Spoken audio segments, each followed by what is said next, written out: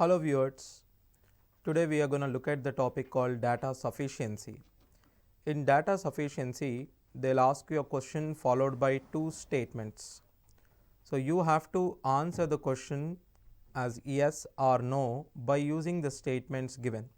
So all you have to check is whether the given statements are sufficient to answer the question or not. Now look at here.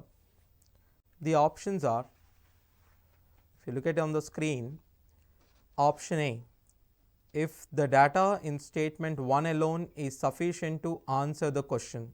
So your answer is A if you answer the question by using statement 1, and whereas statement 2 is not sufficient to answer the question. Only you can answer by using statement 1, then your answer is A. Now look at option B. If the data in the statement 2 alone is sufficient to answer the question.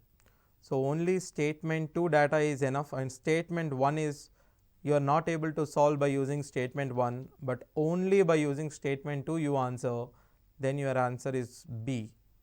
Now look at option C. If the data in either of the statement 1 or statement 2 alone is sufficient to answer the question, you can answer by using statement 1, and you can also answer by using statement 2.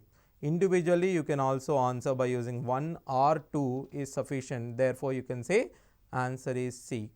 Now option D, if the data in both the statements 1 and 2 together are necessary, you can't solve by using 1, you can't solve it by using 2. Your answer becomes option D, if the data in both the statement 1 and 2 together are necessary to answer the question, which means 1 is not sufficient, 2 is not sufficient, but when you combine them, now it is sufficient, then you can say the answer is D.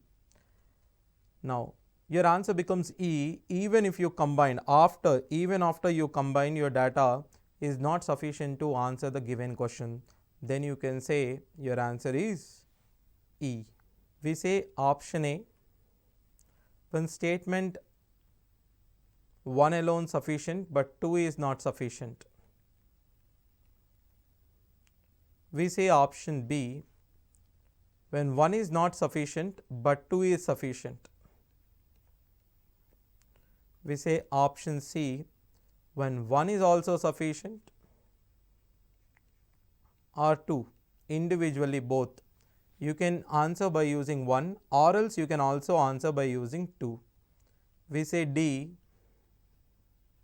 if 1 and 2 both are required to answer the question. It is or, it is and, which means you need both. Individually it is not sufficient. Option E, even after combining both 1 and 2 also, if it is not sufficient, then your answer is, even after combining both you are unable to answer the question. Even if you combine both, if you answer the question, then it is D. Even after combining, if you cannot answer, then it goes to E. Now these options may vary. So before actually answering this data sufficiency, you have to go through the options given. Most likely your options be A, B, C, D, E, and these are your options. But in case if they change, you have to go through the option before you solve the question. Now let me give you some examples. If I ask you a question, is X even? Is the question. Now I can say statement 1, X into Y is even. Statement 2, X square is even. See here, I am asking you, is X even? If you look at the statement 1, X into Y is even. Now see, X into Y is even. How many possible cases are there for this?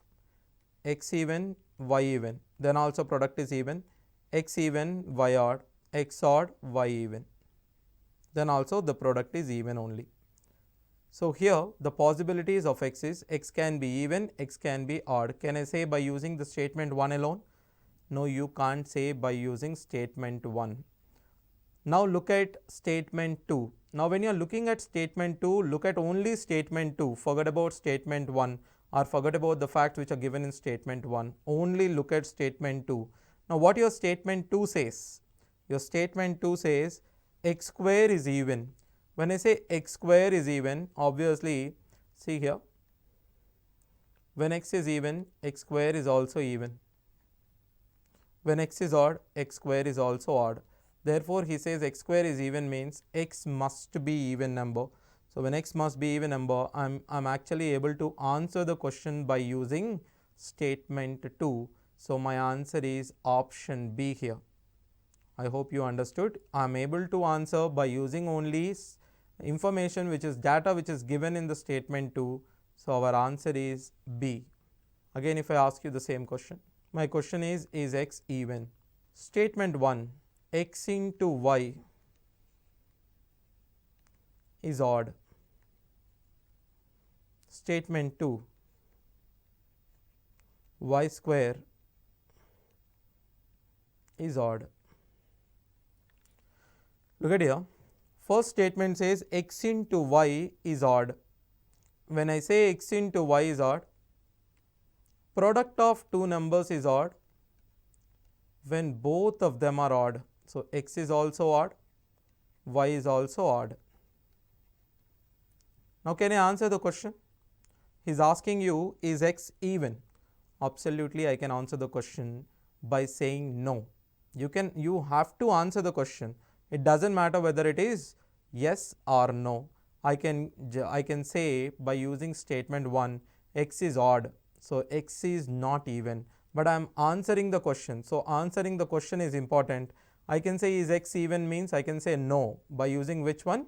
By using statement 1. Now, if you are answering by using statement 1, let's take statement 2 also.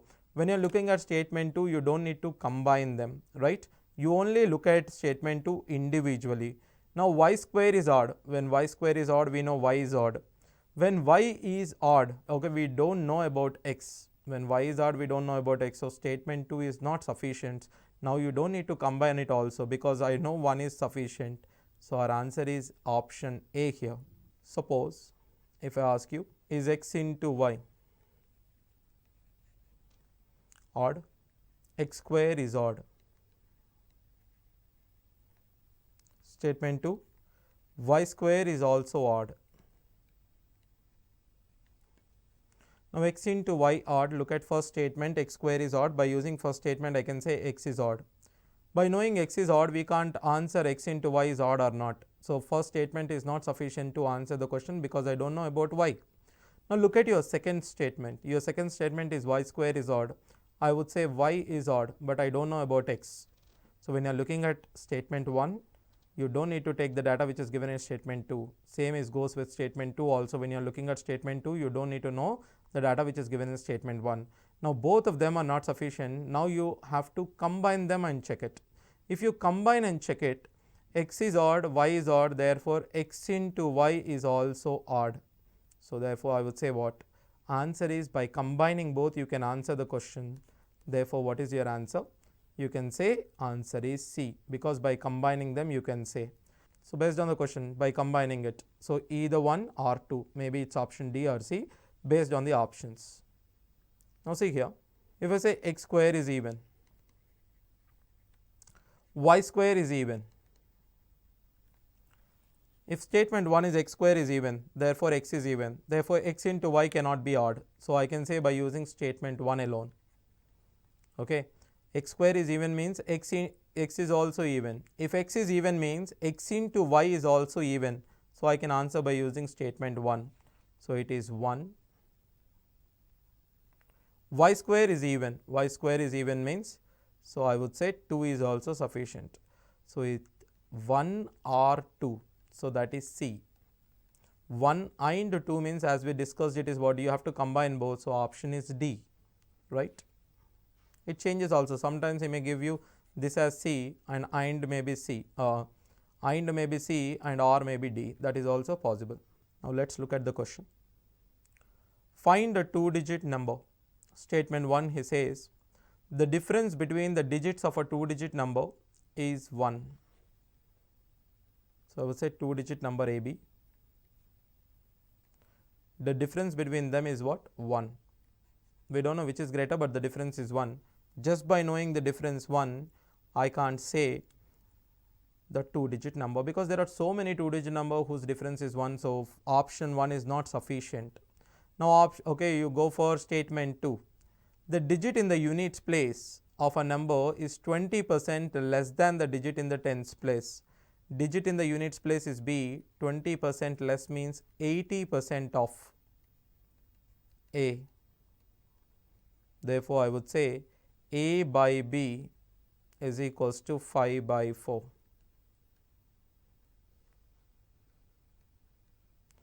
So, I would say a by b is 5:4.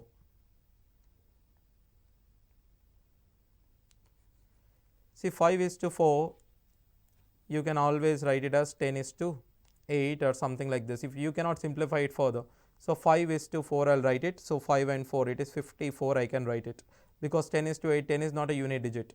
So, a 2-digit number whose 10th digit is whose ones place and tens place are in the ratio 4:5 is only 54. I don't need to know whether the difference is 1 or not, because from the statement 2 I am directly getting a is to b as 5:4.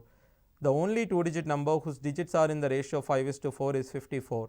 There is no other 2-digit number whose ratio is 5:4. So, answer is only by using statement 2. Statement 2 alone is sufficient, 1 is not required. So, our answer is B. Okay, you don't need the information given in 1, because we can find out only by using 2. Look at the question. The question says x comma y and z are integers. Is x is an odd number? He is asking you, is x an odd number? An odd number is obtained when x is divided by 5. When x you divide it by 5, you get an odd number. So, what is x is equals to? 5 into odd number. 5 is also an odd number, therefore, 5 odd number into odd number will always be odd number. If you don't know, just check it. 5 into 1 is also 5, 5 into 3 is also odd number, 5 into 5 is also odd number. Therefore, statement 1 alone is sufficient. Now, you have to look at statement 2.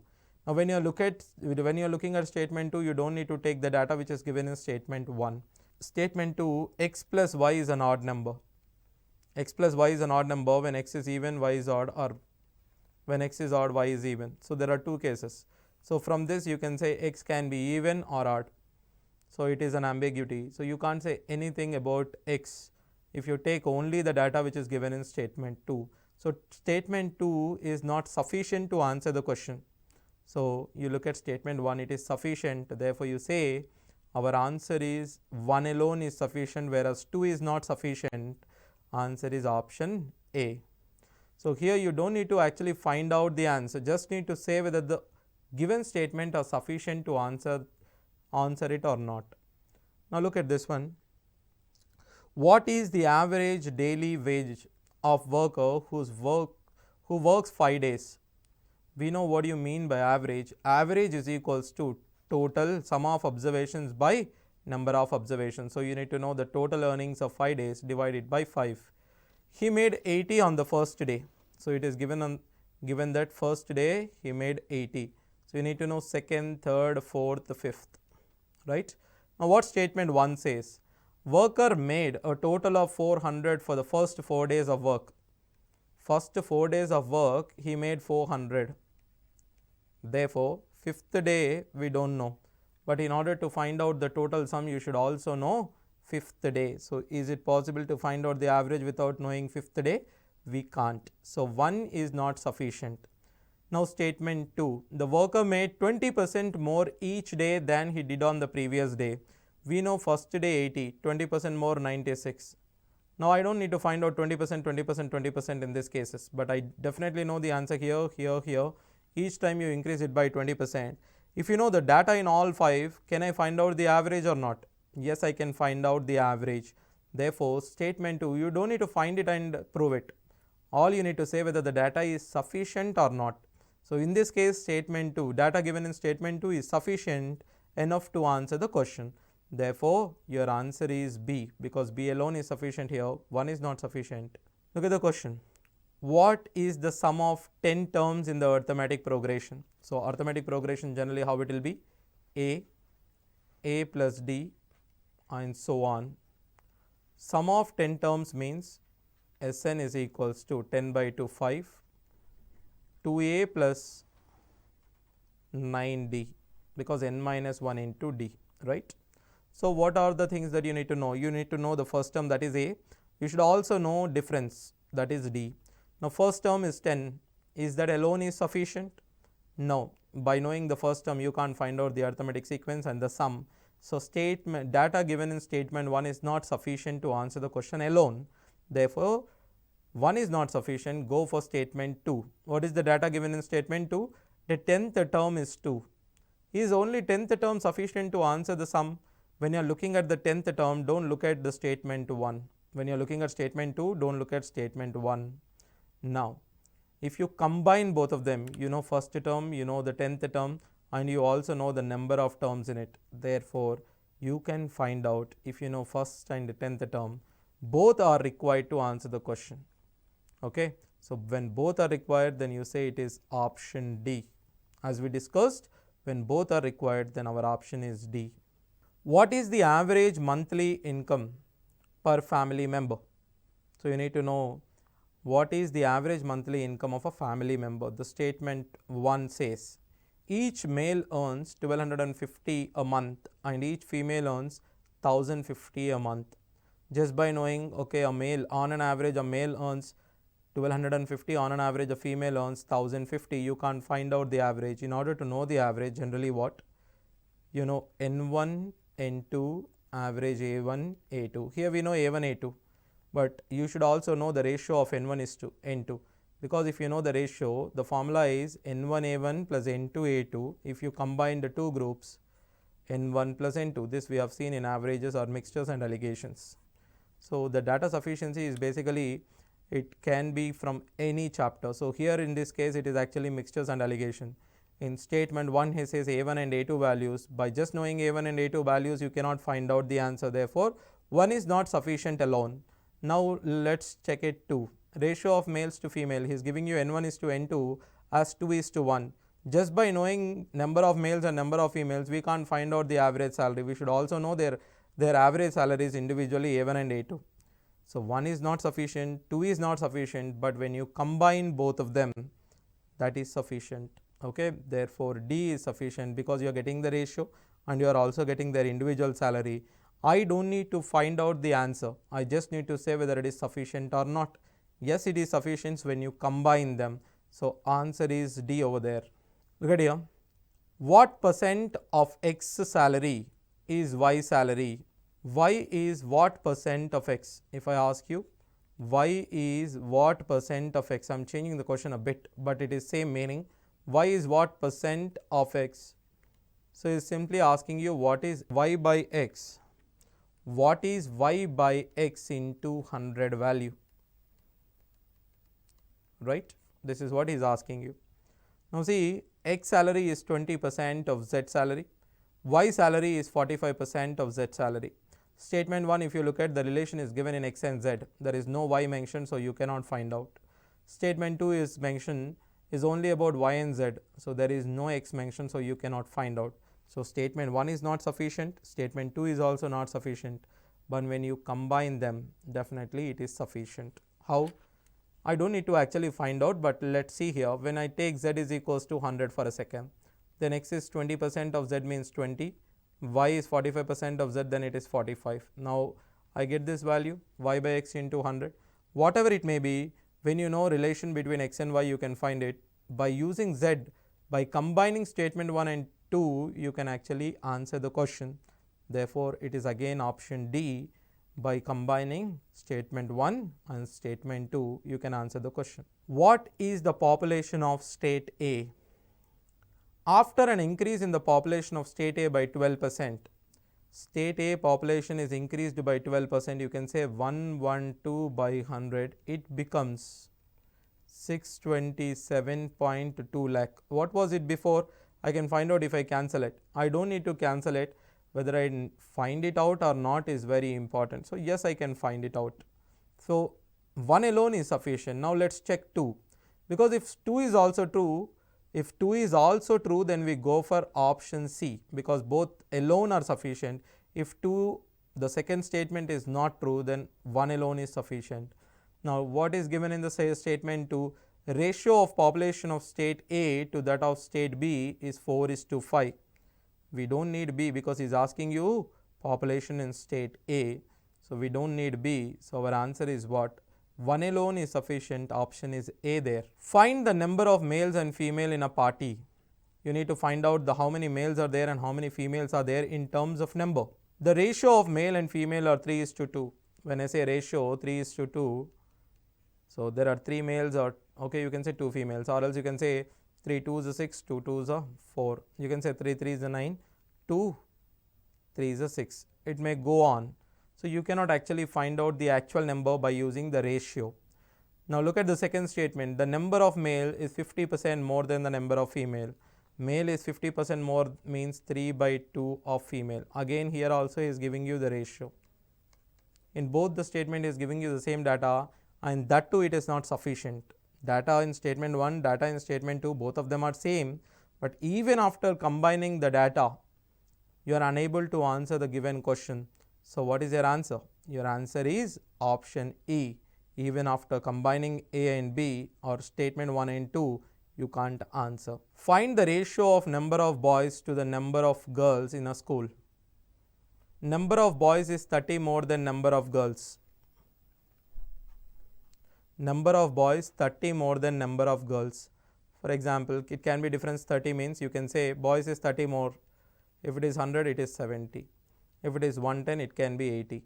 It goes on like this. So any two numbers whose difference is 30, I can take it. But just by taking difference 30, you can't find out the ratio. Ratio varies. So first statement is not sufficient to answer the given question. Now see, second statement, number of girls is 75% of number of boys.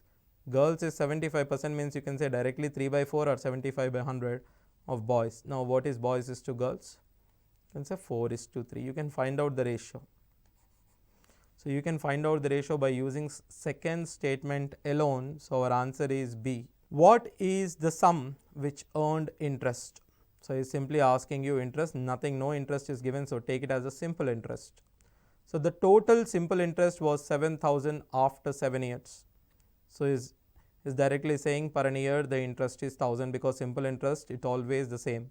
Simple interest is always proportional to the number of years. For 7 years it is 7,000 means for 1 year it is 1,000. But just knowing 1,000 is the interest, can I find out what is the sum that we put in? No, we cannot. So statement 1 is not sufficient to answer the question.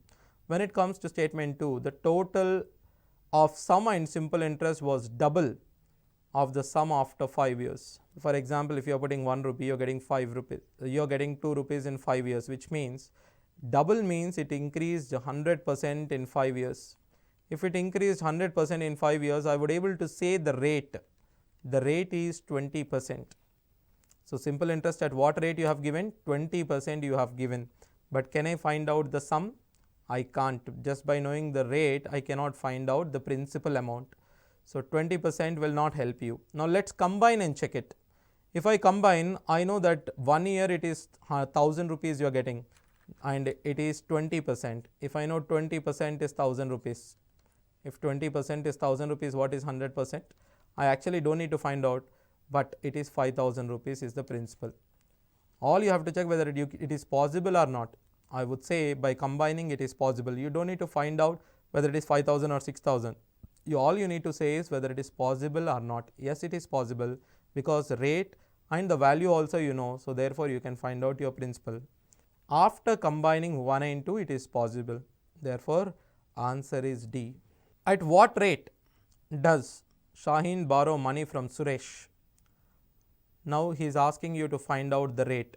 After 3 years he returns 5600 to Suresh. After 5 years he returns 6200 to Suresh. In both the cases amounts are given. If you look at statement A, statement 1 alone it is not sufficient, statement 2 alone it is not sufficient, just combine and check it. So he says principal plus 3 years of interest is how much? 5600. Principal plus 5 years of interest, therefore how much it is? 6200. Therefore 2 years of interest I would say 600. Interest per an year is 300. Interest per an year is 300. So I would say if you substitute, you will get the principal and also you get rate. I don't need to find out rate, but it is possible to find it out if you combine. What is usual time for Mukesh reaching his office? What is the usual time? Walking at 40% of usual speed, Mukesh reaches his office 18 minutes late. So if he walks with 40% of his usual speed, he takes 18 minutes late, means you can actually find out in terms of percentage. If it is 40%, he reaches 18 minutes late. If he walks with 100%, how many minutes earlier?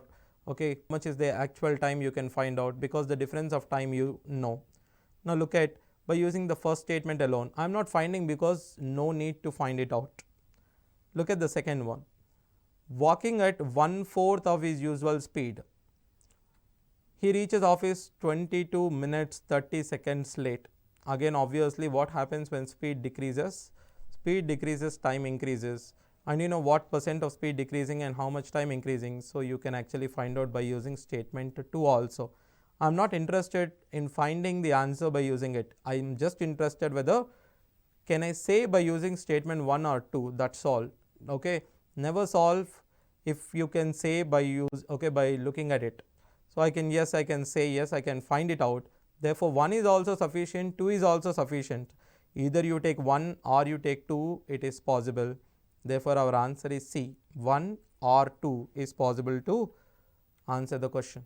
What is the speed of running train which takes 6 seconds to cross the signal post? So it takes 6 seconds to cross a signal post. He is asking you the speed of train. Now you know the time, all you need to know is the length of train. Look at the statement 1, the length of the train is 90 meters. If the length of the train is 90 meters, it crosses a pole in 6 seconds, so you can say 90 by 6. So just by looking at 90 by 6, I can answer it. You don't need to even divide it. Okay.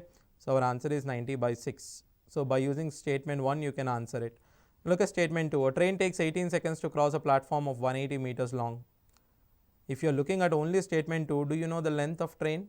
We don't know the length of train. Just by only knowing the length of platform, you cannot find out the total distance traveled. Therefore, only 1 alone is sufficient. Our answer is A in this case.